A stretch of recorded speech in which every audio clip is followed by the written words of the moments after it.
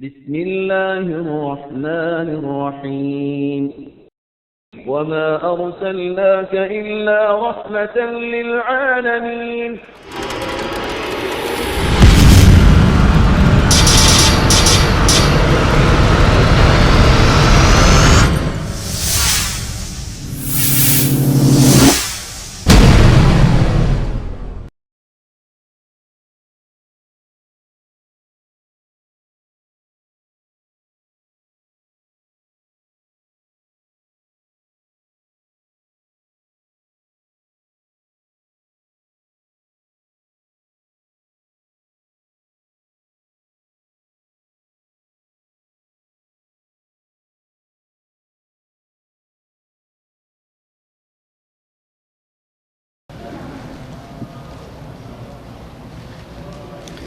إن الحمد لله نحمده ونستعينه ونستغفره ونعوذ بالله من شرور أنفسنا ومن سيئات أعمالنا من يهده الله فلا مضل له ومن يضلل فلا هادي له أشهد أن لا إله إلا الله وحده لا شريك له وأشهد أن محمدا عبده ورسوله أما بعد أعوذ بالله من الشيطان الرجيم بسم الله الرحمن الرحيم اتبعوا ما أنزل إليكم من ربكم ولا تتبعوا من دونه أولياء قليلا ما تذكرون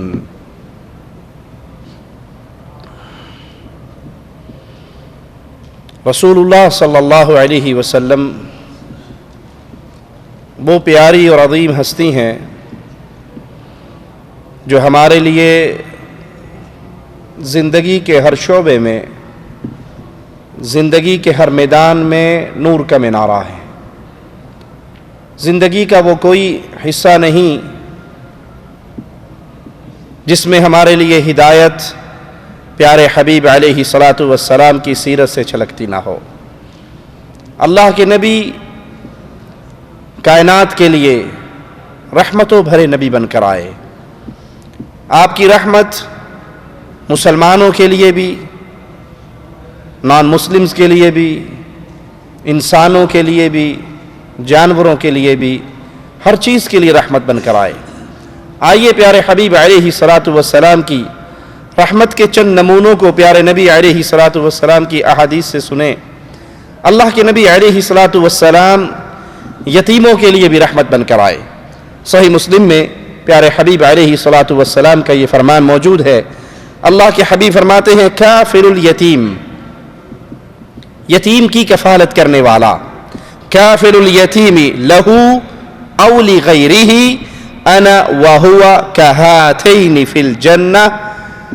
جو شخص یتیم کی کفالت کرتا ہے، وہ یتیم اس کے اپنے ہوں یا اس کے اپنے نہ ہوں، غیر ہوں، بھتیجے بھانجے، قریبی عزیز، قریبی رشتہ دار نہ ہوں، غیر ہوں، جو یتیم کی کفالت کرتا ہے، پیارے حبیب فرماتے ہیں وہ جنت میں اس طرح میرے ساتھ اکٹھا ہو جائے گا۔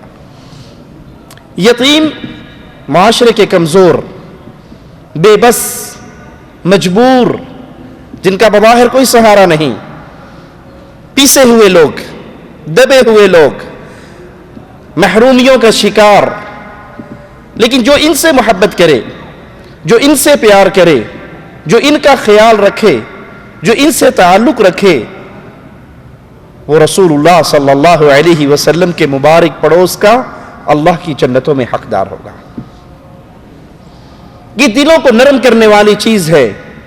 کسی کا بچہ یتیم ہوا ہے، آپ اس سے محبت کرتے ہیں، آپ اس سے پیار کرتے ہیں، آج آپ کسی کے یتیم کا سہارا بن رہے ہیں۔ موت اللہ کے ہاتھ میں ہے، پتہ نہیں ہمارے اوپر کب آ جائے۔ آج آپ کسی کے یتیم سے پیار کرو گے، اگر کل آپ کے یتیم ہو جاتے ہیں تو اللہ ضرور ان سے پیار کرنے والا بھی بھیجے گا۔ آج کسی کا خیال رکھو گے، کل کوئی تمہاروں کا خیال رکھے گا۔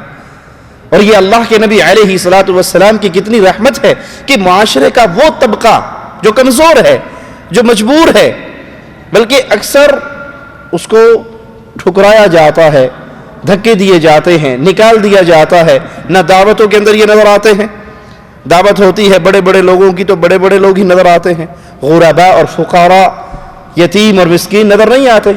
اسی لیے رسول اللہ صلی اللہ علیہ وسلم کا ایک فرمان ہے کہ بدترین ولیمہ، بدترین دعوت وہ دعوت ہے، بدترین دعوت وہ دعوت ہے جس میں فقراء نہ ہوں، جس میں غریب لوگ نہ ہوں.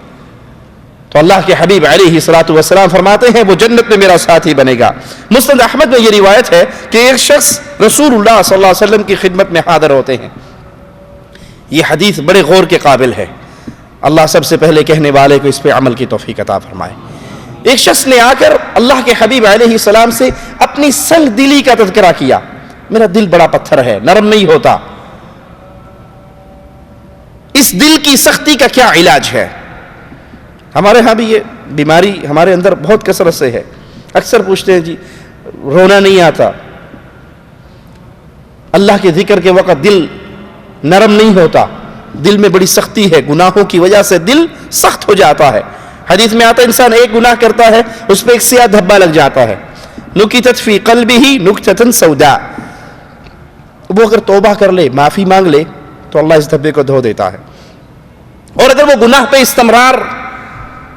مستمر رہے، جاری رکھے اس گناہ کو، تو وہ یہ سیاہ دھبے لگتے رہتے ہیں یہاں تک کہ پورا دل سیاہ ہو جاتا ہے. دل کی سیاہی کا علاج، سخت دلی کا علاج، آخرت اور اللہ کے ذکر کی طرف نہ آنے والے دل کا علاج، محمد کریم صلی اللہ علیہ وسلم کیا بیان فرماتے ہیں؟ اس نے کہا کہ میرا دل بڑا سخت ہے، اس کی شکایت کی تو پیارے حبیب علیہ الصلوۃ والسلام نے فرمایا امسح رأس الیتیم. یتیم کے سر پہ ہاتھ رکھا کرو،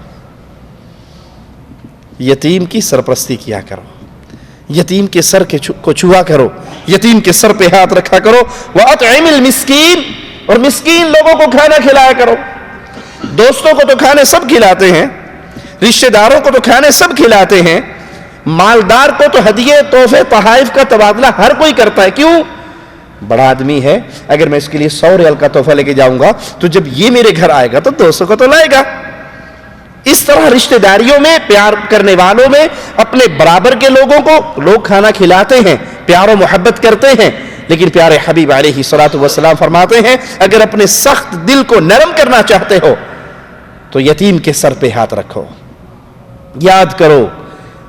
یاد کرو اس مجبور شخص کو دیکھ کر کہ آج اس کا بابا اس دھرتی پہ نہیں ہے. اس کا باپ ہوتا تو یہ اس سے کتنا لاڈ کرتا، اس کا باپ ہوتا تو یہ اس سے کتنی محبت کرتا، اس کا باپ ہوتا تو وہ اس کے ناز نخرے کس طرح اٹھاتا. اب اس کا کوئی باپ نہیں جس کے سامنے یہ عید والے دن رو کر کہے بابا میرے جوتے پرانے ہیں، بابا میرے کپڑے پرانے ہیں، بابا میری جیب کے اندر عیدی نہیں ہے. اس کا باپ نہیں ہے. جس اللہ نے اس کے باپ کو موت دی ہے وہ آپ کو اور مجھے بھی موت دینے والا ہے. اس یتیم کا تم خیال کرو گے اللہ تمہارے دلوں کے زنگ کو اتار دے گا. غریبوں کو کھانا کھلاؤ، مسکینوں کو کھانا کھلاؤ. اور ایک روایت کے اندر ہے آپ علیہ الصلوۃ والسلام نے فرمایا لوگوں کو سلام کرو، کثرت سے سلام کرو، لوگوں کو سلام کرو، غریبوں کو کھانا کھلاؤ. جب لوگ سو رہے ہو اس وقت نماز پڑھو، پرسکون انداز میں اللہ کی جنت میں داخل ہو جاؤ گے. کتنا پیارا کلیہ ہے. ایمان ہو پلے میں، عقیدہ صحیح ہو، توحید کا فہم ہو، شرک اکبر نہ ہو، خرافات نہ ہو، بدعات کے راہ کا راہی نہ ہو، اور یہ عمل کرے، سلام کرے، فقیروں کو غریبوں کو کھانا کھلائے، اور جب لوگ سو رہے ہوں اس وقت اپنے رب کو راضی کرے، یہ مرے گا اور مسکراتا ہوا اللہ کی جنتوں میں داخل ہو جائے گا. عورتوں اور کمزوروں کے لیے رسول کریم صلی اللہ علیہ وسلم رحمت بن کر آئے. آپ کی رحمت کے نمونے عورتوں اور کمزوروں کے ساتھ کیسے ہیں؟ ابن ماجہ میں یہ روایت موجود ہے. رسول اللہ صلی اللہ علیہ وسلم نے فرمایا اللہم انی احرج حق الضعیفین. اے اللہ میں دو کمزور افراد کے حق کے بارے میں لوگوں کو سخت تنبیہ کرتا ہوں، سختی سے ان کو ڈراتا ہوں. دو کمزوروں کا حق کبھی نہ ماریے. وہ کون ہے؟ الیتیم والمرأہ. ایک یتیم کا حق نہ مارنا اور ایک عورت کا حق نہ مارنا. اب تو یہ بیماری چل چکی ہے. اللہ رحمت فرمائے کسی خاندان میں بھتیجے یتیم ہو جائیں، بھائی فوت ہو جائے، بہنوئی فوت ہو جائے، بجائے ان کی مدد کرنے کے ان کی جائیداد ہڑپ کر لی جاتی ہے، ان کی جائیداد کھا لی جاتی ہے، بہانوں سے یتیم کا مال لوٹ لیا جاتا ہے۔ اور یاد کرنا میرے اس جملے کو، جو اس دنیا میں رہتے ہوئے یتیم کا مال کھاتا ہے اس کو بڑی سخت سزا ملتی ہے۔ میں ان افراد کو، بعض خاندانوں کو ذاتی طور پہ جانتا ہوں جو اچھے بھلے مالدار، اچھا بھلا ان کا کام کاج چلتا تھا، انہوں نے یتیموں کا مال کھایا۔ خاندان میں کوئی یتیم ہو گئے، ان کی جائیداد اپنے نام کروا لی، بیچ ڈالی، ہڑپ کر گئی۔ وہ جو کھاتے پیتے گھرانے تھے وہ لوگوں کے آگے سوالی بن گئے، اللہ کی طرف سے آزمائش میں آئے۔ آپ اس کمزور کی مدد نہیں کر سکتے، اس کا خیال نہیں رکھ سکتے، کم از کم اس کا حق تو نہ مارو۔ ہونا تو یہ چاہیے تھا کہ آپ ان کے ساتھی بنتے، آپ ان کے مددگار بنتے، آپ ان کے باپ کی جگہ پر کھڑے ہو کر ان کے سر پہ ہاتھ رکھتے کہ میرا بھائی فوت ہو گیا، بھتیجو مجھے چچا نہ سمجھو، میں تمہارے باپ کا کردار ادا کروں گا۔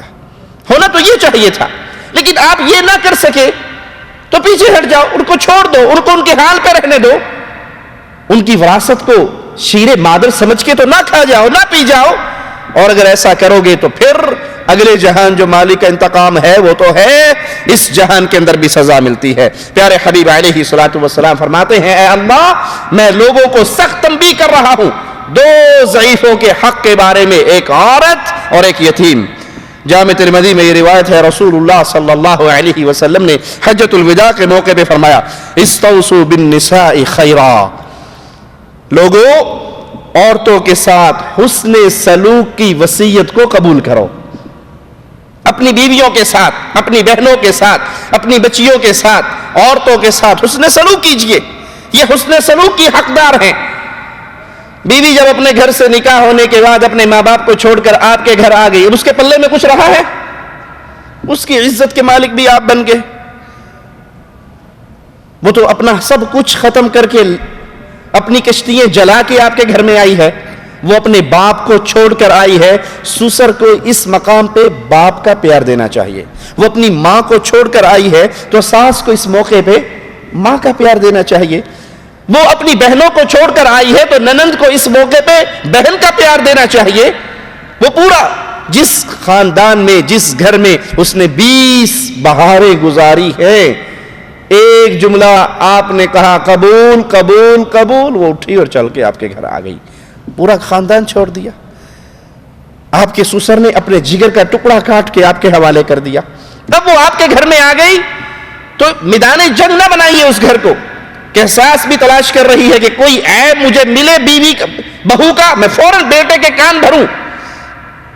ننندے تلاش میں ہیں کہ بھابھی کا کوئی مسئلہ ایسا ملے تو بھائی کے کان بھرے جائیں۔ یہ کان بھرنے کی بجائے اگر آپ پیار محبت کا انداز کریں گے تو اس گھر کو جنت نہیں بنا سکتے؟ جس گھر کو آپ نے جہنم بنا لیا ہے، جو گھر میں داخل ہو رہا ہے ہر کسی کے منہ پہ 12 بجے میں ساس ادھر ناراض بیٹھی ہے، ننند ادھر ناراض بیٹھی ہے، بیوی اندر رو رہی ہے، خامن سر کھجاتا ہوا صحن کے اندر چکر کاٹ رہا ہے، کروں کیا؟ ایک خامن اپنے قریبی عزیزہ سے کہتا ہے، دو ٹوک اس نے لفظ کہے، میں اس کو شخصی طور پہ جانتا ہوں، کہا اگر بیوی کو راضی کرتا ہوں تو ماں ناراض ہوتی ہے، ماں کو راضی کرتا ہوں تو بیوی ناراض ہوتی ہے۔ تو یہ ماں اور بیوی، اس کو انڈیا پاکستان نہ بنائیے کہ سیاسی جنگ ہے، یہ مارکا ہے، میدان ہے، یہ لڑائی ہے، یہ جھگڑا ہے، یہ دو ملکوں کا فساد ہے۔ نہیں، وہ آپ کی بیٹی بن کے آئی ہے، وہ اپنے گھر کو چھوڑ کر آئی ہے، وہ اپنے خانوادے کو چھوڑ کر آئی ہے، وہ اپنے پیارے بھائیوں کو جن کے ساتھ وہ 20 سال کھیلی کھائی پی ان کو چھوڑ کر آئی ہے، جس ماں باپ کے سائے میں وہ 20 سال رہی ہے ان کو چھوڑ کر آئی ہے۔ اس کی قربانی چھوٹی نہیں ہے، اس کی قربانی کا خیال کیجئے اور اس کو پیار دیجئے۔ جب آپ اسے پیار دیں گے تو وہ بھی آپ سے پیار والا معاملہ کرے گی، اور اگر آپ اس کو میدان جنگ اور محاذ جنگ بنا لو گے کہ اس کی کوئی چھوٹی سے چھوٹی غلطی پتہ لگے صحیح اور ہم فوراً اس کے خامن کے کان بھرے، تو آخر اس کے ہاں بھی تو شیطان موجود ہے جو اس کا دل بھی خراب کرے گا۔ تو یہ عورت ضعیف عورت ہے، یہ کمزور عورت ہے۔ اس کے ساتھ اللہ کے حبیب علیہ الصلوۃ والسلام نے فرمایا کہ تم خیر خواہی کو پسند کرو اور قبول کرو، وہ تمہارے پاس پابند ہے، تم اس کے علاوہ ان پر کوئی اختیار نہیں رکھتے۔ وہ کہیں جا نہیں سکتی، وہ بغاوت کر نہیں سکتی۔ اکثر آپ نے دیکھا ہوگا گھروں کے اندر زبان درازی کا فتنہ بہت ہے، اکثر گھروں کے اندر کا یہ مسئلہ ہے، بیوی بڑی زبان دراز ہے، وہ بڑی بولتی ہے، جب اس کے ساتھ برا سلوک کرو گے وہ کچھ کر سکتی ہے؟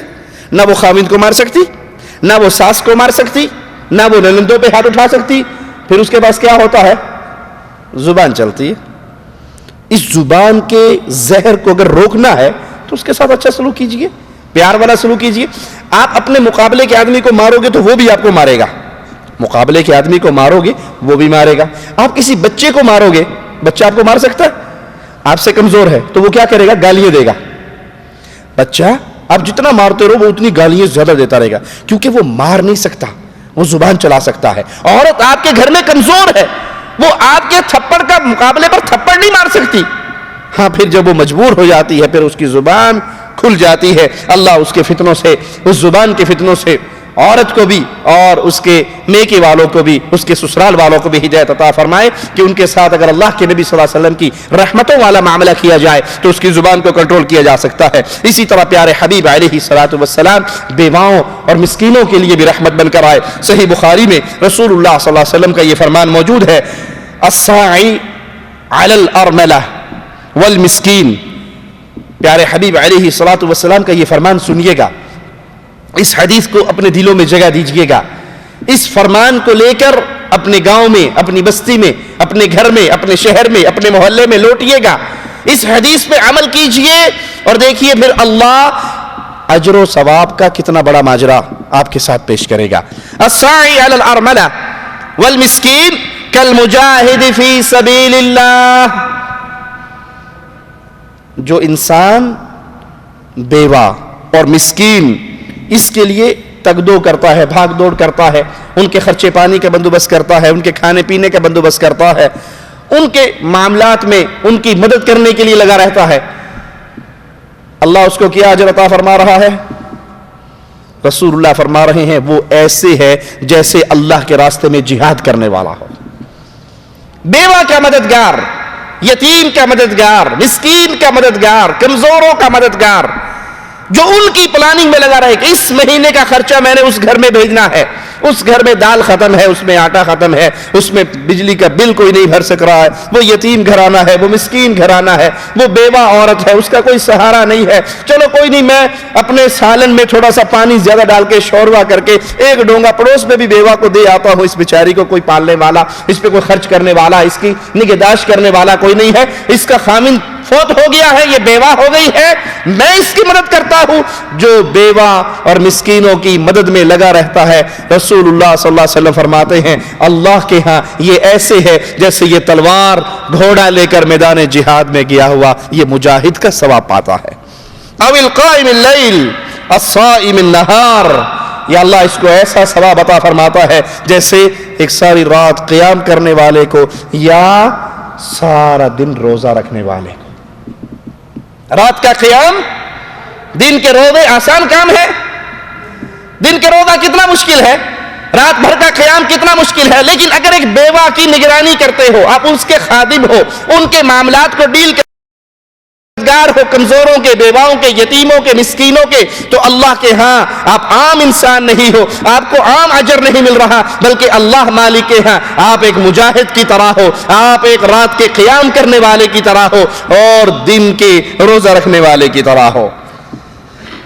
ایک روزہ زیادہ نہیں، ایک روزہ، حدیث میں آتا ہے کوئی ایک نفلی روزہ رکھ لے اللہ اس کے چہرے کو جہنم سے 70 سال دور کر دیتا ہے۔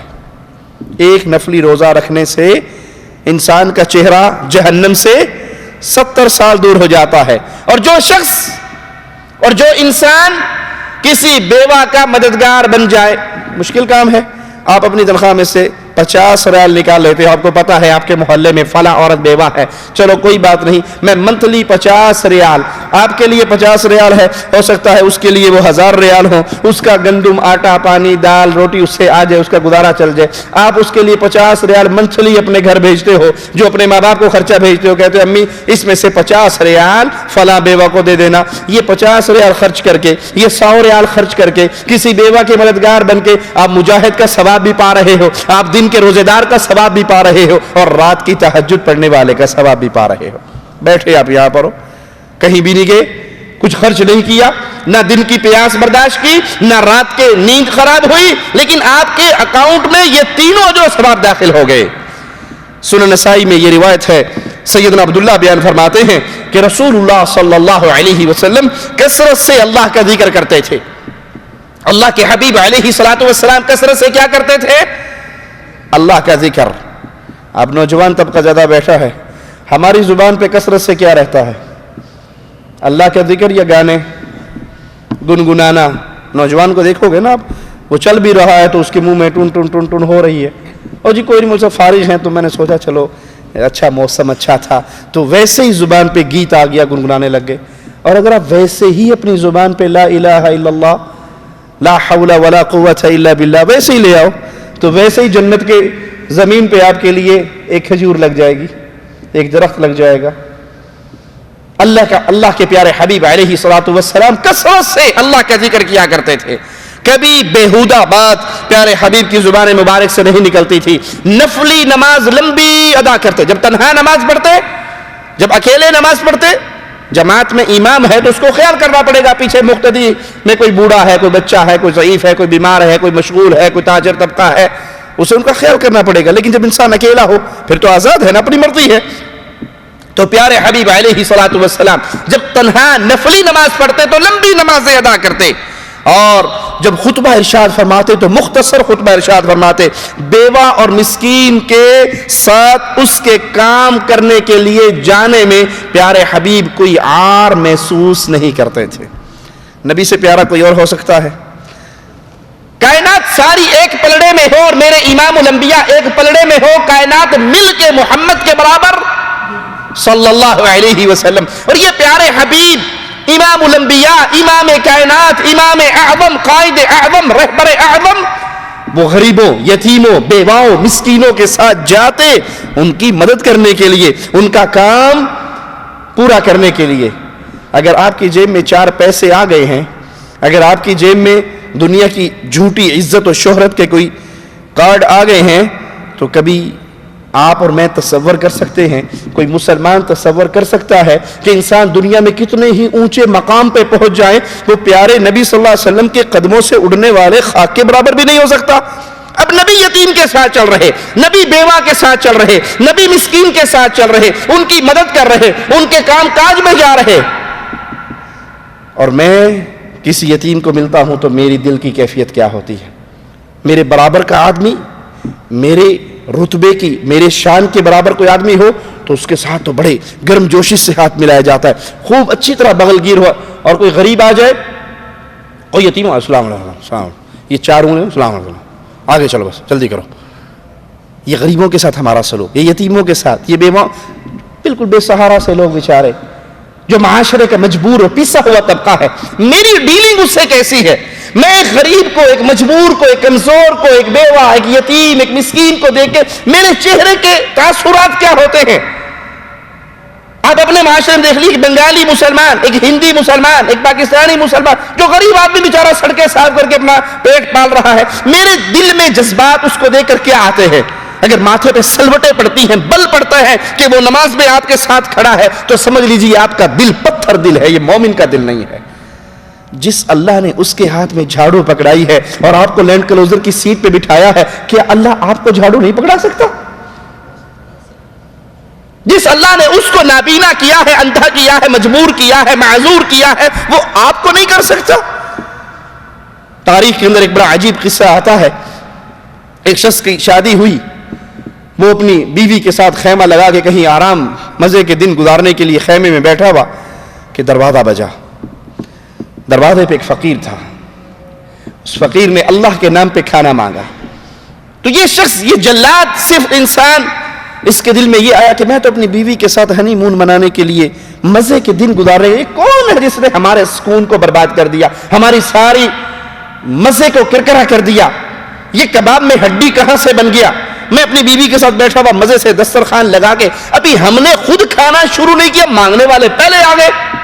وہ باہر نکلتا ہے اور اس کو تھپڑوں سے مارنا شروع کر دیتا ہے, اور مار مار کے لہو لہان کر دیتا ہے. اور وہ فقیر زبان سے ایک ہی جملہ کہہ رہا ہے, میں نے تو اللہ کے نام پہ مانگا تھا, نہیں دے سکتے تھے, مار تو نہ, مار کیوں رہے ہو؟ میں نے تو اللہ کے نام پہ سوال کیا, آپ نہیں دیتے نہ دو, لیکن مارو تو نہ. لیکن یہ اس کو اپنے غصے کو نکالتے ہوئے اس کو لہو لہان کر دیتا ہے. پھر اس کے اوپر ایسی کیفیت طاری ہوتی ہے کہ یہ چیختا ہوا دھاڑتا ہوا اس خیمے سے بھاگ جاتا ہے, چھوڑ کے چلا جاتا ہے اپنے اہل و عیال کو. وہ عورت ذکر کرتی ہے کہ کچھ عرصے کے بعد, کچھ سالوں کے بعد اس کی پھر دوبارہ شادی ہوتی ہے, پھر دوبارہ شادی ہوتی ہے. وہ اپنی بیوی اپنے خاوند کے ساتھ پھر کہیں آؤٹنگ کے لیے کہیں خیمہ لگا کر بیٹھے ہوئے, دسترخوان لگا اور کھانا چنا گیا. باہر سے پھر صدا آئی, اللہ کے نام پہ سوال کرتا ہوں, بھوکا ہوں, مجھے کھانا کھلا دو. اس عورت کا دل دہل کے رہ گیا کہ اسی طرح کے ایک سوالی ایک رات کو آیا تھا کہ میری پوری زندگی برباد ہو گئی, اور آج پھر نیا گھر بسا ہے تو آج پھر کوئی مانگنے کے لیے آ گیا. تو اس نے نئے خاوند نے کہا کہ اے اللہ کی نیک بندی, کوئی بات نہیں, آج کی رات بھوکے بھی رہ لیے تو کوئی مشکل نہیں ہے, یہ اللہ کے نام پہ مانگ رہا ہے, اس کو خالی نہ بھیجنا, جاؤ یہ کھانا اٹھاؤ اور اس فقیر کے ہاتھ میں دے آؤ. جب وہ کھانا دے کر فقیر کو دینے گئی, اٹھا کر اس کو دے کر واپس آئی تو اس کے زاروں قطار رو رہی اور آنسو بہ رہے. خاوند پوچھتا ہے کیا ماجرا ہے, کیوں رو رہی ہو؟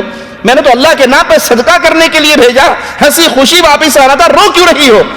کہا نہیں چھوڑیے, رہنے دیجیے اس مسئلے کو, پردہ پڑا رہنے دے. کہا نہیں, مجھے ضرور بتاؤ, تمہیں اللہ کا واسطہ ہے ضرور بتاؤ, ہوا کیا؟ کہا میری پہلے بھی شادی ہوئی تھی, میں اپنے خاوند کے ساتھ خیمے میں تھی, کوئی مانگنے والا آیا تھا تو میرے خاوند نے اس کو بجائے دینے کے بہت مارا تھا اور اسے لہو لہان کر دیا تھا. پھر وہ خود نفسیاتی طور پہ اتنا پریشان ہوا کہ چیختا ہوا بھاگ گیا. آج دوبارہ تمہارے ساتھ شادی ہوئی, اب جو دروازے پہ مانگنے آیا تھا یہ میرا وہی خاوند تھا, جو مالدار کروڑ پتی تھا, اللہ نے اس کو فقیر کر دیا. اس کا موجودہ خاوند کہنے لگا ذرا آنکھیں کھول کے دیکھ, میں وہ غریب ہوں جس کو اس نے مارا تھا, میں وہ غریب ہوں جس کو اس نے مارا تھا. کسی پہ ہاتھ اٹھاتے ہوئے, کسی پہ زبان چلاتے ہوئے, کسی پہ ظلم و زیادتی کرتے ہوئے کبھی اللہ کی پکڑ کو اپنی آنکھوں سے فراموش نہ کیجئے. جس اللہ نے اس کو اس حال میں پہنچایا ہے وہ اللہ آپ کو بھی پہنچا سکتا. یہ غریب, یہ مجبور. رسول کریم صلی اللہ علیہ وسلم کے سامنے سے ایک شخص گزرا جو ظاہری ٹیپ ٹاپ میں, لباس میں, دیکھنے میں بڑی اونچی شخصیت لگتی. آپ نے کہا اپنے صحابہ سے اس کے بارے میں کیا خیال ہے؟ کہا اپنی قوم کا بڑا عظیم آدمی ہے, کسی مجلس میں جائے تو اس کو عزت سے بٹھایا جائے گا, کہیں رشتہ مانگے تو قبول کیا جائے گا, کسی کی سفارش کرے تو سنی جائے گی. آپ علیہ الصلوۃ والسلام خاموش ہو گئے. تھوڑی دیر کے بعد ایک کمزور سا غریب سا آدمی گزرا جس کی وہ وجاہت ظاہری نہیں. آپ نے پوچھا میرے صحابہ اس کے بارے میں کیا خیال ہے؟ کہا جی غریب سا آدمی ہے, کسی مجلس میں بیٹھنا چاہے تو کوئی بیٹھنے نہ دے, کسی کی سفارش کرے کوئی سنے نہ, کہیں رشتہ مانگے تو قبول نہ کیا جائے. کیا میرے صحابہ سنو, اگر یہ آدمی اپنے اللہ پہ قسم ڈال دے کہ اللہ تجھے قسم ہے میرا یہ کام کر دے, اللہ اس کی قسم کی لاج رکھے گا. تو کبھی کسی کو غریب سمجھ کر, کمزور سمجھ کر, بے سہارا سمجھ کر, لاچار سمجھ کر اپنے ماتھے پہ بل نہ ڈالے کہ آپ کو سلام کرنا پڑ جائے تو 4 انگلی ملا کے آپ کی کوشش ہو کہ جلدی سے آگے ہٹ جائے. وہ میرے ٹکر کا, میرے برابر کا, میری قوم کا, میرے لیول کا آدمی ہے, میں اس سے ملوں. کوئی پتہ نہیں جس کو آپ کمزور سمجھ رہے ہو اس کا اللہ سے کتنا تعلق ہو, یہ رات کو کتنے گھنٹے رو کر اپنے رب کو مناتا ہو. تو اسلام دین جو تعلیم ہمیں دیتا ہے وہ تعلیم یہ ہے کہ اللہ کے پیارے حبیب علیہ الصلوۃ والسلام ان جیسی عزت, شرف, مقام کسی کا نہیں ہو سکتا. وہ غریبوں کی مدد کے لیے, بیواؤں کی مدد کے لیے, یتیموں کی مدد کے لیے, مسکینوں کی مدد کے لیے, بے سہارا, مجبور, لاچار لوگوں کی مدد کے لیے چل کر جاتے اور اس میں کوئی عار نہ سمجھتے. آپ کے دروازے پہ کوئی سوالی بن کے آ گیا ہے تو اپنے نبی کی رحمتوں کو یاد کیجئے اور ان کی سنتوں پہ عمل کیجئے. پیارے حبیب علیہ الصلوۃ والسلام طالب علموں کے لیے رحمت بن کر آئے, علم سیکھنے والے, علم کی طلب کرنے والے. پیارے حبیب علیہ الصلوۃ والسلام کا فرمان ترمذی اور ابن ماجہ میں ہے. پیارے حبیب علیہ الصلوۃ والسلام فرماتے ہیں سیأتیکم اقوام یطلبون العلم, تمہارے پاس کچھ لوگ آئیں گے, قومیں آئیں گی جو علم حاصل کرنے کے لیے آئیں گے, جو قرآن سیکھنے کے لیے آئیں گے, جو احادیث رسول سیکھنے کے لیے آئیں گے. وہ علم جس سے انسان کا سینہ نور سے منور ہوتا ہے، اللہ کی معرفت ملتی ہے، پیارے حبیب علیہ الصلوۃ والسلام کی معرفت ملتی ہے، توحید کا علم حاصل ہوتا ہے، وہ دین سیکھنے کے لیے تمہارے پاس آئیں گے۔ فَإِذَا رَأَيْتُمُوهُمْ فَقُولُوا لَهُمْ مَرْحَبًا مَرْحَبًا بِوَصِيَّةِ رسول اللہ صلی اللہ علیہ وسلم وَأَقْنُوهُمْ۔ جب تم انہیں دیکھو، طالب علموں کو، کمزوروں کو، ہمارے ہاں کیا کہتے ہیں اس کو؟ اے درویش، اے درویش، اے درویش نے، جو قرآن پڑھ رہا ہے وہ درویش بن گیا۔ قرآن کی منزلت ہمارے ہاں اتنی کم ہو چکی ہے، الا من رحم ربی۔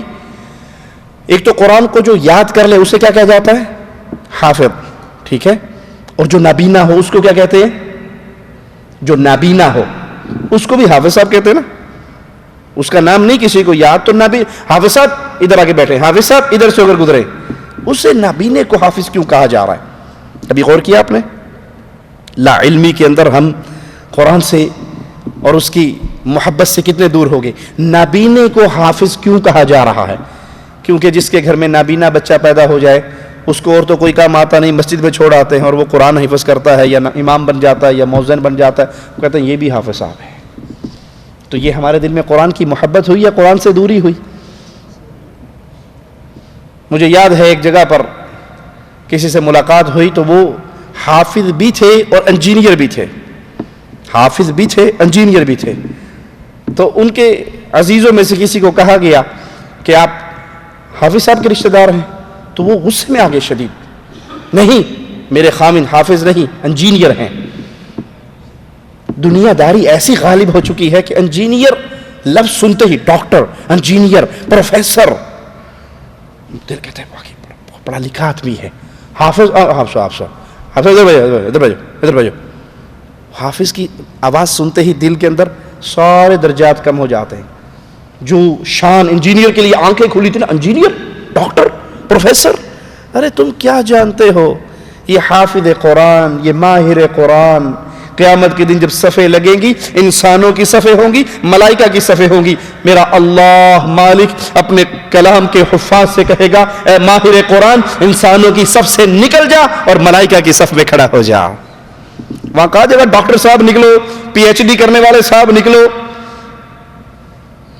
ایم بی اے کرنے والے صاحب، ارے یہ امریکہ سے پی ایچ ڈی کر کے آئے ہیں، جن کو قرآن ملا ہے یہ وہ قرآن ہے جو محمد کے سینے پہ نازل ہوا تھا۔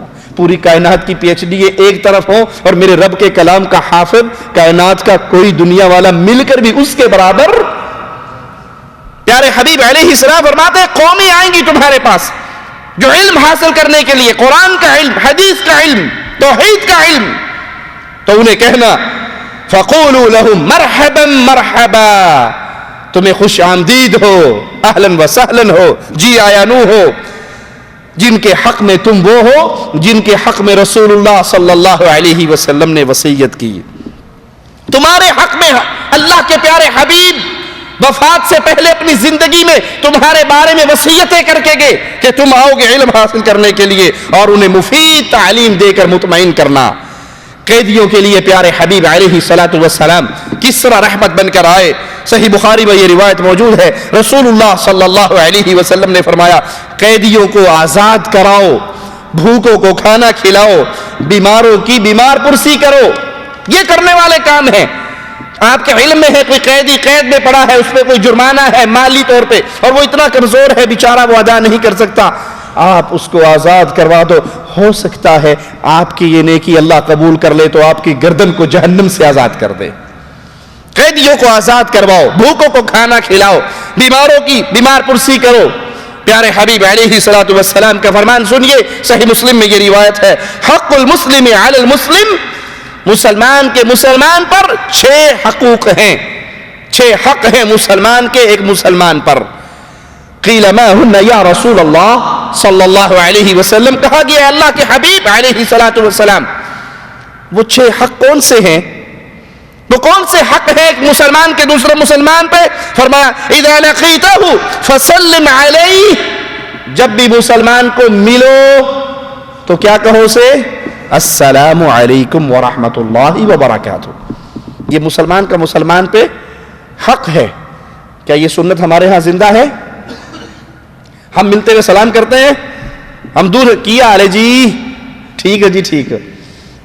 سر کیا حال ہے, خیریت سے, گڈ مارننگ, گڈ ایوننگ, السلام علیکم گیا. اور اگر زیادہ پیار محبت ہو تو مل جائے, آداب آداب آداب, وہ آگے سے جی جی مہربانی مہربانی. کہاں گیا السلام علیکم ورحمۃ اللہ وبرکاتہ, مفت کی 30 نیکی آپ کے اکاؤنٹ میں آنے والی تھی, وہ یا آداب نے چھین لی یا گڈ مارننگ نے چھین لی یا کیا حال ہے جی ٹھیک ہو جی بڑی مہربانی جی بڑی مہربانی. سلام کرنے والے کو بھی اکثریت جواب نہیں دیتی. آپ سلام کرو گے السلام علیکم ورحمۃ اللہ وبرکاتہ, بہت کم ملیں گے جو کہیں گے وعلیکم السلام ورحمۃ اللہ وبرکاتہ. آپ کہیں گے السلام علیکم جی مہربانی مہربانی نوازش نوازش نوازش, وعلیکم السلام کدھر گیا. ایک صاحب کو فون پہ ہماری ان سے بات ہو رہی, میں نے کہا السلام علیکم, کہتا حالا, کہا السلام علیکم حالا واللہ, تو السلام علیکم حیاک اللہ, السلام علیکم, کہتا اشوی انت, کیا ہوا 4 دفعہ تم نے سلام کیا. میں نے کہا مجھے ایک دفعہ بھی جواب میں وعلیکم السلام ورحمۃ اللہ وبرکاتہ سننے کو نہیں ملا. یہ کیا ہوا, السلام علیکم جی مہربانی, السلام علیکم ہیلو, السلام علیکم ہائے, السلام علیکم حالا. یہ مسلمانوں کا طریقہ نہیں ہے. مسلم کا مسلم پہ حق ہے جب وہ کہے السلام علیکم ورحمۃ اللہ وبرکاتہ, سننے والا اس کو جواب میں وعلیکم السلام ورحمۃ اللہ کہے. دوسرا حق مسلمان کا مسلمان پہ, وَإِذَا دَعَاكَ فَأَجِبْهُ, جب وہ آپ کی دعوت کرے, آپ کو بلائے, آپ کی دعوت کرے تو پھر اس کی دعوت پر لبیک کہیں, اس کی دعوت کو قبول کریں.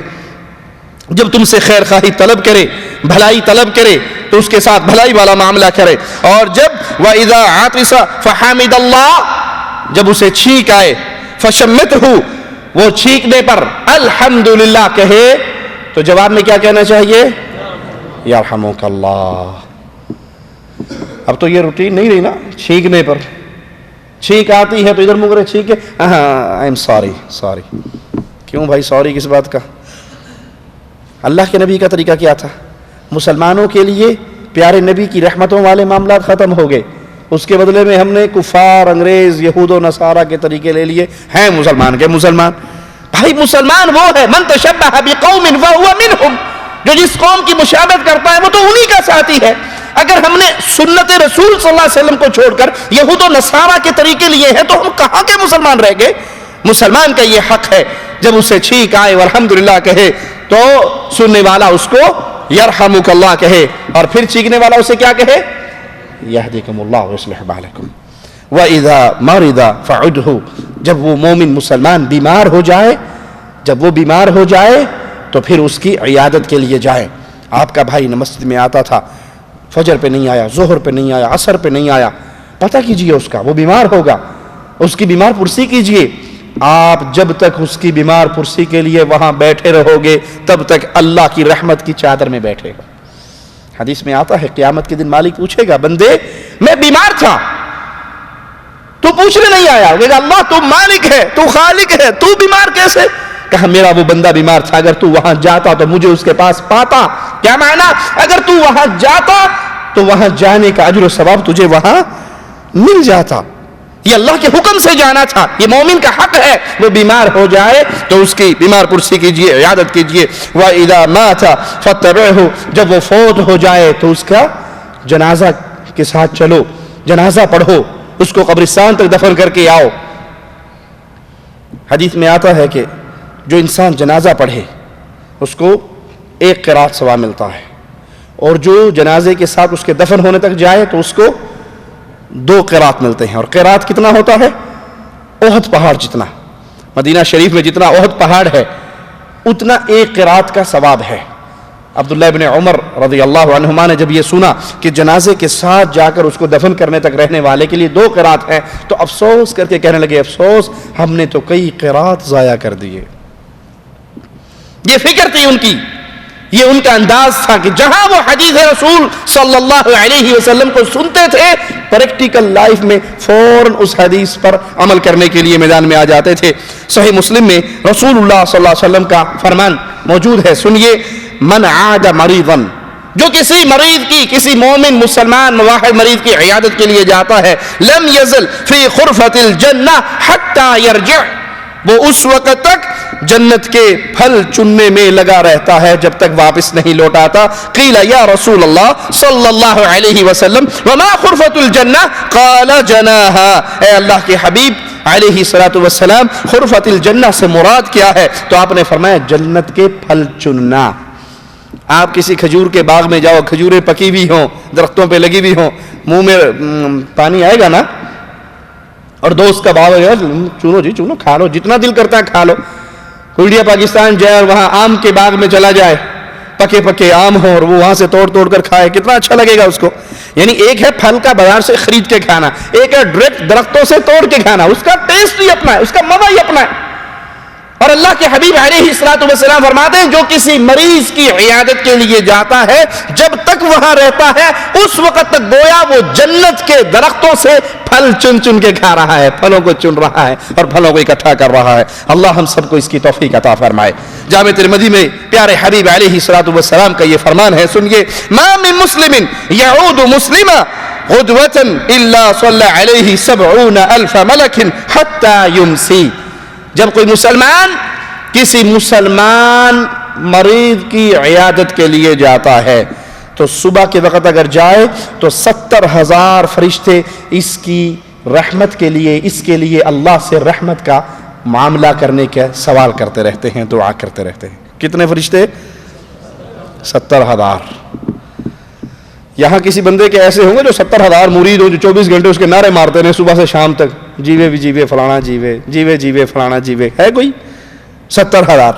اور آپ ایک مسلمان بیمار کی عیادت کے لیے گئے، ٹھیک ہے، تو صبح گئے ہو تو شام تک اللہ کے 70,000 ملائکہ آپ کے لیے رحمت کی دعا کر رہے ہیں۔ اور ملائکہ کون ہے؟ ملائکہ کون ہے جو اپنی مرضی سے کوئی کام، ان کو یہ دعا کرنے کا حکم کس نے دیا؟ اللہ نے۔ جب وہ اللہ کے حکم سے آپ کے لیے دعا کریں گے تو اللہ قبول نہیں کرے گا؟ یہاں کوئی میرے جیسا کہہ سکتا ہے کہ جی اب تو سعودی عرب میں ہے، یہاں کون سے مریض کو دیکھنے کے لیے جائیں؟ اگر کمپنی میں کوئی مریض نہیں ہے، آپ کے پاس ٹائم ہے، آدھے گھنٹے کے لیے آپ کسی ہاسپٹل میں چلے جائیں، وہاں کسی مسلمان کو دیکھ کے اس پہ سورۃ فاتحہ پڑھ کے، آیت الکرسی پڑھ کے دم کر کے آ جائے، ان کی عیادت کر کے آ جائے۔ آدھے گھنٹے کا ٹائم، 1 گھنٹے کا ٹائم، نتیجہ کیا نکل رہا ہے؟ 70,000 فرشتوں کی ڈیوٹی لگ جاتی ہے کہ صبح اگر گئے ہو تو شام تک، اور اگر آپ شام کو گئے ہو تو صبح تک وہ آپ کے لیے رحمت کی دعا کرتے رہیں گے۔ اور اس کے لیے جنت میں، اس عیادت کرنے والے کے لیے جنت میں ایک باغیچہ بنا دیا جاتا ہے، ایک باغ بنا دیا جاتا ہے۔ آپ کو دنیا کی رہائش گاہ میں کوئی ایسا مکان مل جائے جس کا فرنٹ دروازہ آپ کھولو تو سامنے باغ ہو، بھلے وہ کھجوروں کا باغ ہو، انگوروں کا ہو، آم کا ہو، سیب کا ہو، باغیچہ ہے، ہرا بھرا ہے، یہ مکان چھوڑنے کو دل کرے گا؟ مجبور بھی ہوں گے کہ اگر کوئی اور شے بیچ دیے، یہ مکان نہیں بیچنا۔ جب اس کا گیٹ کھولتا ہوں سامنے باغ ہوتا ہے، صبح صبح چمیلی کے پھولوں کی خوشبو آتی ہے، گلاب کے پھولوں کی خوشبو آتی ہے، رات کی رانی کے پھولوں کی خوشبو، بس جی دل خوش ہو جاتا ہے اور سارا دن بڑا حشاش بشاش گزرتا ہے۔ ارے یہ تو دنیا کا باغیچہ ہے، اللہ آپ کے لیے جنت میں باغیچہ بنا دیتا ہے اگر صرف ایک مسلمان مریض کی عیادت کے لیے آپ جاتے ہو۔ پیارے حبیب، پیارے نبی محمد کریم صلی اللہ علیہ وسلم جانوروں کے لیے، پرندوں کے لیے بھی رحمت بن کر آئے۔ بخاری مسلم کی روایت سنیے، ایک شخص نے ایک کتا دیکھا، جو پیاس کی وجہ سے کنویں کے گرد گیلی مٹی کو چاٹ رہا تھا۔ اس شخص نے اسے پانی پلا دیا، اللہ نے اس شخص کی ساری زندگی کے گناہوں کو معاف کر دیا۔ ایک کتا نجس جانور ہے، لیکن اگر آپ اس کے ساتھ بھی محبت والا معاملہ کرو گے، اس کے ساتھ بھی پیار والا معاملہ کرو گے کہ وہ مر رہا ہے اور آپ اس کو پانی پلا دیتے ہو، تو ایک کتے کو پانی پلانے سے آپ کی زندگی کے گناہ معاف ہو سکتے ہیں۔ اور ہم اپنے بچوں کو تربیت ہی کیا دیتے ہیں؟ باپ جا رہا ہے، بیٹے ساتھ ہے، سامنے سے کتا آیا، بلی آئی، بیٹے نے پتھر اٹھایا اور زور سے مارا، باپ بھی ہنس رہا ہے، بیٹا بھی ہنس رہا ہے، بڑا نشان ہے میرے بیٹے کا، کتے کو پتھر مارا۔ ارے وہ جاندار نہیں ہے، وہ زیرو نہیں ہے، اسے تکلیف نہیں ہوئی، اسے دکھ نہیں ہوا، یہ کھیل ہے، یہ تماشا ہے۔ آپ پیارے نبی کی پیاری امت ہو تو پیارے نبی کے فرامین زندگی کے ہر مسئلے میں اپنانے کے لیے تیار ہو جائیے۔ اللہ کے نبی علیہ الصلوۃ والسلام سے صحابہ نے پوچھا، اے اللہ کے حبیب، کیا ہمیں جانوروں کی وجہ سے بھی ثواب ملے گا؟ یہ تو جانور ہے، انسان نہیں ہے، کیا ہمیں جانوروں کی وجہ سے بھی ثواب ملے گا؟ تو پیارے نبی صلی اللہ علیہ وسلم نے فرمایا، فی کل کبد رطبۃ اجر، ہر ذی روح زندہ چیز کے ساتھ ہمدردی کرنے سے اللہ تعالیٰ ثواب عطا فرماتا ہے۔ ہر ذی روح چیز کے ساتھ ہمدردی کرنے سے اللہ ثواب عطا فرماتا ہے۔ پیارے حبیب علیہ الصلوۃ والسلام کا فرمان صحیح بخاری میں موجود ہے، ایک بدکار عورت زانیہ، بدکار، فاحشہ عورت اس بنا پر معاف کر دی گئی، اس کی زندگی کے سارے زنا کو، بدکاری کو، بے حیائی کو معاف کر دیا گیا کہ وہ ایک کتے کے پاس سے گزری جو کنویں کے پاس تھا اور قریب تھا، شدت پیاس کی وجہ سے وہ مر جاتا، اس نے اپنے دوپٹے کو جوتی سے باندھا، موزے کو اور کنویں میں لٹکایا، اس میں سے پانی نکالا اور اس کتے کے سامنے رکھ دیا، وہ کتا پانی پی کے دم ہلاتا وہ اٹھ کے چلا گیا۔ اللہ کو اپنی اس بندی پر اتنا پیار آیا، اس کی زندگی کے سارے گناہوں کو معاف کر کے جنت عطا فرما دی۔ صحیح بخاری میں رسول اللہ صلی اللہ علیہ وسلم کا فرمان سنیے، یہ روایت صحیح بخاری میں موجود ہے، عذبت امرأة فی ہرة ربطتها حتى ماتت۔ ہم تو سمجھتے ہیں جانوروں کے معاملے میں کوئی مسئلہ نہیں ہے، جانوروں سے پیار کرو گے تو ایک فاحشہ، بدکار، زانیہ کا زندگی بھر کے گناہ اس ایک نیکی سے اللہ نے معاف کر دیا۔ ہمارے ہاں جانوروں کو تکلیف دینا، مارنا، پیٹنا، بھوکے رکھنا عام کھیل تماشا ہے، اور یاد دیکھیے ایک بلی کی وجہ سے ایک عورت جہنم میں جا رہی ہے۔ اللہ کے نبی فرماتے ہیں ایک عورت کو بلی پر ظلم کرنے کی وجہ سے اللہ نے جہنم میں داخل کر دیا۔ وہ کرتی کیا تھی؟ اس کو باندھ رکھا تھا، بلی کو باندھ رکھا تھا، باندھنے کے بعد نہ تو خود کھانا کھلاتی تھی، نہ اس بلی کو آزاد کرتی تھی کہ باہر جا کر زمین پہ رزق تلاش کر کے اپنا پیٹ خود بھر لے۔ بھوکی باندھ دی، نہ کھانا کھلایا نہ چھوڑا، وہ بھوک سے تڑپتے تڑپتے مر گئی۔ اس ایک بلی کے مرنے کی وجہ سے اللہ نے اس عورت کو اٹھایا اور جہنم میں پھینک دیا۔ آج جانوروں پر کتنا ظلم ہوتا ہے، کبوتر باز کبوتر رکھتے ہیں تو بھوکے، تتر باز تتر رکھتے ہیں تو بھوکے، بٹیرے باز بٹیرے رکھتے ہیں تو بھوکے، ان کو لڑواتے ہیں، مرغے لڑواتے ہیں، بلیے کتے لڑواتے ہیں، ایک ریچھ پہ 4 کتے چھوڑے جاتے ہیں۔ یہ کیا ہے؟ یہ ظلم نہیں ہے؟ یہ جانوروں کے ساتھ ظلم نہیں ہے؟ اور ایک بلی پر ظلم کرنے کی وجہ سے اللہ نے ایک عورت کو جہنم میں ڈال دیا کہ اگر وہ اس کو خود نہیں کھلا سکتی تھی تو آزاد کر دے، وہ اپنا رزق خود تلاش کر لے، اس کا اللہ اس کا رازق ہے۔ بخاری و مسلم میں یہ روایت موجود ہے۔ پیارے حبیب علیہ الصلوۃ والسلام کا فرمان سنیے، ما من مسلم یغرس غرسا او یزرع زرعا فیأکل منہ طیر او انسان او بہیمہ الا کان له به صدقہ۔ کوئی مسلمان کوئی کھیتی لگائے، کوئی کھیتی باڑی کرے، کوئی پودا اگائے، کوئی درخت لگائے، کوئی پھلدار چیز لگائے، اس فصل جو اس نے کاشت کی ہے، وہ درخت جو اس نے لگایا ہے، اس میں سے اگر کوئی انسان کھا لے، کوئی پرندہ کھا لے، کوئی چوپایا کھا لے، کھیت لگایا، باغ لگایا، پرندے آ کے چگ گئے، انسان آ کے کھا گئے، کسی اور جانور نے چوپائے نے کھا لیا، اس کے ہر دانے کی بنا پر یا اس کے اس کھانے کی بنا پر اللہ اس مسلمان کے کھاتے میں خیرات اور صدقے کا ثواب لکھ دیتا ہے۔ مجھے یاد ہے ایک دفعہ شیخ عبداللہ عبدالعزیز الراجی حافظہ اللہ، ان کے مزرعے میں مجھے جانے کا اتفاق ہوا درس دینے کے لیے۔ تو کھجور کے کئی خوشے ہوتے ہیں، ایک کھجور پر 6 خوشے لگتے ہیں، اور ایک خوشہ جو ہے وہ 7 8 10 کلو کا ہوتا ہے۔ تو جب وہ کھجور پکنے کا سیزن آیا تو ہر اس پر میں نے دیکھا پلاسٹک کی تھیلی چڑھی ہوئی، اور ہر کھجور پہ ایک خوشہ بالکل ننگا ہے، ہر کھجور پہ۔ اور ان کے اس مزرعے میں تقریباً 60,000 درخت ہے کھجور کے، 5-6 کلومیٹر لمبا اور 3-4 کلومیٹر چوڑا وہ مزرعہ ہے ان کا۔ ہر کھجور پہ ایک خوشہ ایسا ہے جس پہ کوئی تھیلی نہیں، اوپن۔ تو میں نے وہاں کام کرنے والے ساتھیوں سے پوچھا، میں نے کہا یہ ہر کھجور کا ایک خوشہ اوپن ہے، اس کی کیا وجہ؟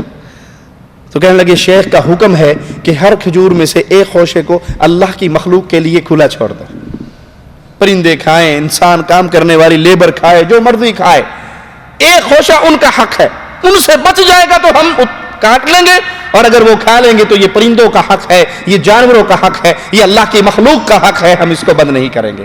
جب اس طرح انسان کرتا ہے تو پیارے نبی علیہ الصلوۃ والسلام فرماتے ہیں کہ جو کچھ اس میں سے کھایا جائے گا اس کھانے کے بدلے میں اللہ اس مسلمان کے اکاؤنٹ میں ثواب لکھ دے گا۔ عبداللہ ابن عباس سے روایت ہے کہ ایک آدمی بکری کو لٹا کر ذبح کرنے کے لیے بکری لٹا لی، پھر اس کے سامنے چھری تیز کرنے لگ گیا۔ بکری لٹا لی اور پھر اس کے سامنے چھری تیز کر رہا ہے، بکری دیکھ رہی ہے کہ چھری تیز ہو رہی ہے، تو پیارے نبی صلی اللہ علیہ وسلم نے فرمایا کیا تو اسے بار بار مارنا چاہتا ہے؟ تو نے اسے لٹانے سے پہلے چھری تیز کیوں نہیں کر لی؟ تو اس کو اس کی آنکھوں کے سامنے چھری تیز کر رہے ہیں، کیوں؟ اس کو بار بار یہ تکلیف دینا چاہتا ہے؟ تو پہلے چھری کانٹا اپنے تیار کر لٹا اور اس کو آرام سے ذبح کر لے. اگر تو اس کی آنکھوں کے سامنے چھری کو تیز کرتا ہے, کیا تو اسے بار بار مارنا چاہتا ہے؟ صحیح مسلم میں یہ روایت ہے. پیارے حبیب علیہ الصلوۃ والسلام کا فرمان, ان اللہ کتب الاحسان علی کل شیء فاذا قتلتم فاحسنوا القتلہ. اللہ نے اے مسلمانوں ہر چیز پہ احسان کرنا لکھ دیا ہے. ہر چیز کے ساتھ اللہ تعالیٰ نے حسن سلوک کا حکم دیا ہے. جب تم کسی کو قتل کرو تو اچھی طرح قتل کرو, یعنی حد کے طور پہ جب کسی کو قتل کیا جائے یا میدان جہاد میں کسی کو قتل کیا جائے تو اسے اچھی طرح قتل کرو. وَإِذَا ذَبَحْتُمْ فَأَحْسِنُوا الذَّبْحَ. جب تم کسی چیز کو ذبح کرو تو اس کو اچھی طرح ذبح کرو, یعنی تیز چھری سے, کھنڈی چھری سے نہیں کہ آپ اس کو زور لگائی جا رہے ہیں اور بیچارے کی کھال نہیں کٹ رہی, آپ اس کو تکلیف دے رہے ہیں. یہ اچھا ذبح نہیں ہے. اللہ کے نبی نے فرمایا اللہ نے ہر چیز پہ احسان کرنا لکھا ہے, تو جانور کو ذبح کرنا اس کا احسان یہ ہے کہ اپنی چیزوں کو اچھی طرح پہلے تیار کر کے پھر اس کو ذبح کیا جائے. عبداللہ ابن عمر سے مرفوعاً روایت ہے پیارے حبیب علیہ الصلوۃ والسلام کہ یہ صحابی بیان کرتے ہیں کہ جس شخص نے چڑیا یا اس سے کسی بڑے جانور کو ناجائز قتل کیا, یہ حدیث سنیے گا, ابن عمر رضی اللہ عنہما کی روایت سنیے گا, کسی شخص نے چڑیا یا اس سے بڑے جانور کو ناجائز قتل کیا تو اللہ تعالیٰ اس سے قیامت کے دن اس کے بارے میں ضرور پوچھے گا. کسی نے جانور میں سے چڑیا کو یا اس سے بڑے, پھر کتنا ہی بڑا کیوں نہ ہو, اس کو ناجائز مارا تو اللہ ضرور اس بندے سے اس مسئلے پہ سوال کرے گا کہ تو نے کیوں مارا. صحابہ نے کہا یا رسول اللہ صلی اللہ علیہ وسلم جائز قتل کیا ہے, جانوروں کا جائز قتل کیا ہے؟ تو آپ علیہ الصلوۃ والسلام نے فرمایا کہ اس کو ذبح کر کے کھایا جائے. تم پرندہ مارو, شکار کرو, اس کا گوشت کھانے کے لیے تو جائز ہے. اور اگر تم نے شوقیہ مارا ہے کہ شکار کرنے جا رہے, راستے میں حرام جانور بیٹھے ہیں اور تم اس کو شوقیہ طور پہ مار رہے ہو, قتل کر رہے ہو, فضول کہ قتل کر کے پھینک دیا جائے, اور اگر تم اس کا سر کاٹ کر اسے ویسے ہی پھینک دو گے تو یہ ناجائز قتل ہے. اور اگر تم حلال پرندے کو شکار کر کے کھاتے ہو, گردن کاٹ کے پھینک نہیں دیتے, تو یہ ناجائز قتل ہے. بخاری و مسلم میں سیدنا عبداللہ ابن عمر سے روایت ہے, فرماتے ہیں کچھ نوجوانوں کے پاس سے گزر ہوا, انہوں نے کوئی پرندہ ایک باندھ رکھا اور اس پہ تیر اندازی نشانہ بازی کر رہے زندہ پرندے پر, اور پرندے کے مالک سے یہ طے کیا کہ جو تیر ہمارا خطا جائے گا وہ تیر تیرا ہوگا, وہ تیر تو لے لینا. اور اس کے اوپر وہ زندہ پرندے کے اوپر تیر اندازی کر رہے. ابن عمر رضی اللہ عنہما کو دیکھ کر وہ نوجوان بھاگ گئے تو ابن عمر فرمانے لگے من فعل هذا لعن اللہ من فعل هذا. یہ کون ہے, یہ کس نے یہ کیا ہے, اللہ کی ان پہ لعنت ہو. ان رسول اللہ صلی اللہ علیہ وسلم لعن من اتخذ شيئا فيه الروح غرضا. یہ کام کس نے کیا ہے, اللہ کی اس پہ لعنت ہو. رسول اللہ صلی اللہ علیہ وسلم نے اس شخص پر لعنت فرمائی جو کسی ذی روح چیز کو نشانہ بناتا ہے. شغل میلے کے لیے زندہ جانور باندھ کے اب اس پہ اب نشانے بازی کر رہے ہیں, تو یہ عمل وہ ہے کہ ایسا عمل کرنے والے پر اللہ کے نبی کی لعنت ہے. ابو داؤد میں ابن مسعود رضی اللہ عنہ وارضاہ سے یہ روایت ہے کہ رسول اللہ صلی اللہ علیہ وسلم کے ساتھ ہم ایک سفر پہ تھے, آپ قضائے حاجت کے لیے گئے. ہم نے چڑیا کے مانند ایک سرخ پرندہ تھا, اس کے بچوں کو ہم نے, 2 بچے تھے وہ پکڑ لیے. چڑیا اس منظر کو دیکھ کے پھڑپھڑانے لگی. اتنی دیر میں نبی رحمت محمد کریم صلی اللہ علیہ وسلم بھی تشریف لے آئے. آپ کے سامنے چڑیا پھڑپھڑا رہی ہے, پر مار رہی ہے, رو رہی ہے. اللہ کے پیارے حبیب علیہ الصلوۃ والسلام جو رحمت للعالمین, جو جہانوں کے لیے رحمت, انسانوں کے لیے رحمت, تو پرندوں کے لیے بھی رحمت, وہ پیارے حبیب فوراً کہتے ہیں من فجع هذه بولدها ردوا ولدها الیها. یہ کون ہے جس نے اس چڑیا کو اس کے بچوں کے بارے میں پریشان کیا, اس چڑیا کے بچوں کو واپس اس کو لوٹا دو. اللہ کے نبی کی رحمت جانوروں کو بھی گھیرے ہوئے ہے. آج ظالم دنیا کے یہود و نصارہ, دشمن اسلام اور دشمن مصطفیٰ, ہمارے پیارے نبی صلی اللہ علیہ وسلم کے خاکے بنا کر ان کو دنیا کے سامنے نعوذ باللہ ثم نعوذ باللہ ایک دہشت گرد اور ایک ظالم نبی کے طور پہ پیش کرتے ہیں. ارے ظالمو, تم نے میرے حبیب کی سیرت کو تو پڑھا ہوتا. میرے پیارے نبی انسان تو انسان, پرندوں کے لیے رحمت بن کر آئے, چوپایوں کے لیے رحمت بن کر آئے. آج تم شور کرتے ہو حقوق نسواں کا اور حقوق انسانیت کا, تمہیں کیا پتا یہ حقوق تمہیں سکھائے تو محمد الرسول اللہ نے سکھائے صلی اللہ علیہ وسلم. پرندوں کی عزتوں کے حقوق, پرندوں پر رحمتوں والے ماجرے میرے پیارے نبی فرما رہے ہیں۔ ایک دفعہ پیارے نبی رحمت محمد کریم صلی اللہ علیہ وسلم نے چیونٹیوں کا ایک بل دیکھا، ایک گھر دیکھا جس کو آگ لگا دی، لوگوں نے اس کو جلا دیا۔ تو آپ نے پوچھا من حرق هذه، اسے کس نے آگ لگایا ہے؟ قلنا نحن، تو صحابہ نے کہا اللہ کے نبی ہم نے۔ قال انه لا ينبغي ان يعذب بالنار الا رب النار، کسی کو آگ کا عذاب دینا جائز نہیں ہے، آگ کے عذاب دینے کا حقدار صرف آگ کا رب ہے۔ اسی لیے سیدنا علی رضی اللہ عنہ نے جب عبداللہ ابن سبا یہودی کو اور اس کے ماننے والوں کو آگ میں جلایا، اور غالباً سیدنا علی کو اس روایت کا علم نہیں تھا، کیونکہ عبداللہ ابن عباس کا فرمان ہے اگر میں علی کے پاس ہوتا تو انہیں کبھی جلانے نہ دیتا، تو وہ ظالم، وہ مشرک، وہ کافر ابن سبا یہودی اور اس کے ماننے والے رافضی، وہ اس وقت آگ میں جلتے ہوئے کہہ رہے تھے کہ علی علی نہیں، علی اللہ ہے، کیونکہ آگ کا عذاب صرف اللہ ہی دیتا ہے اور دنیا میں علی اللہ کے روپ میں آیا ہے۔ یہ ان کا گمراہ عقیدہ تھا جو اس حدیث سے انہوں نے باطل استدلال کے طور پہ اخذ کیا۔ اور اللہ کے نبی صلی اللہ علیہ وسلم کا فرمان ہے کہ آگ کا عذاب کسی کو دینا جائز نہیں ہے، کیونکہ آگ کا عذاب تو صرف اللہ ہی دیتا ہے۔ صحیح مسلم میں یہ روایت موجود ہے، پیارے حبیب علیہ الصلوۃ والسلام کا یہ فرمان کہ آپ ایک گدھے کے پاس سے گزرے جس گدھے کے منہ پر کسی نے آگ سے نشان لگایا تھا، آگ سے اس کے چہرے کو جلا دیا تھا، نشان لگا دیا تھا، تو پیارے حبیب نے فرمایا لعن اللہ الذی وسمہ، اس پر اللہ کی لعنت ہو جس نے اس جانور کے چہرے کو داغا ہے، جس نے اس جانور کے چہرے کو داغا اس پہ اللہ کی لعنت ہو۔ مسند احمد اور ابو داؤد میں یہ روایت ہے۔ سیدنا عبداللہ بن جعفر رضی اللہ عنہما فرماتے ہیں ایک دن نبی کریم صلی اللہ علیہ وسلم نے مجھے اپنی سواری کے پیچھے بٹھایا اور ہم اللہ کے نبی صلی اللہ علیہ وسلم کے ساتھ ایک انصاری کے باغ میں داخل ہوئے، وہاں ایک اونٹ تھا۔ جب اس اونٹ نے محمد کریم صلی اللہ علیہ وسلم کو دیکھا تو دوڑتا وہ پیارے نبی صلی اللہ علیہ وسلم کے پاس آیا، اپنی گردن کو پیارے نبی صلی اللہ علیہ وسلم کے قدموں میں جھکایا اور اس کی آنکھوں سے آنسو گرنے لگ گئے، وہ رونے لگ گیا۔ رسول اللہ صلی اللہ علیہ وسلم نے فوراً آواز لگائی من رب هذا الجمل لمن هذا الجمل فجاء فتى من الانصار فقال لي، آپ نے کہا کون ہے اس کو، اس اونٹ کا رکھوالا کون ہے، یہ اونٹ کس کا ہے؟ تو ایک انصاری نوجوان آ کر کہنے لگا یا رسول اللہ صلی اللہ علیہ وسلم یہ اونٹ میرا ہے، یہ اونٹ میرا ہے۔ تو اللہ کے نبی صلی اللہ علیہ وسلم نے فرمایا، آپ علیہ الصلوۃ والسلام کا ارشاد سنیے، افلا تتقی اللہ فی هذه البہیمہ، کیا اس جانور کے بارے میں تو اللہ سے نہیں ڈرتا؟ اس نے رو رو کر مجھے شکایت کی ہے کہ مجھے کھانا تھوڑا کھلایا جاتا ہے، کام زیادہ لیا جاتا ہے۔ اے میرے پیارے نبی کے بارے میں گندی زبانیں دراز کرنے والوں، یہ نبی رحمت تو وہ ہے جن کو جانور بھی جانتے تھے، جن کو اونٹ بھی جانتے تھے، جن کو چوپائے بھی جانتے تھے، وہ اپنی گردنوں کو پیارے نبی کے قدموں میں رکھ کے اپنے دکھ کی کہانی سنایا کرتے تھے۔ تم نے اس پیارے حبیب کی سیرت کو تو نہ سنا، اسلام دشمنی میں آ کر میرے پیارے نبی صلی اللہ علیہ وسلم پہ اعتراضات کی جھوٹی لائن اور جھوٹی لسٹ جاری کر دی۔ پیارے حبیب علیہ الصلوۃ والسلام کے سامنے یہ اونٹ رو رہا ہے اور اللہ کے نبی فرما رہے کون ہے اس کا مالک؟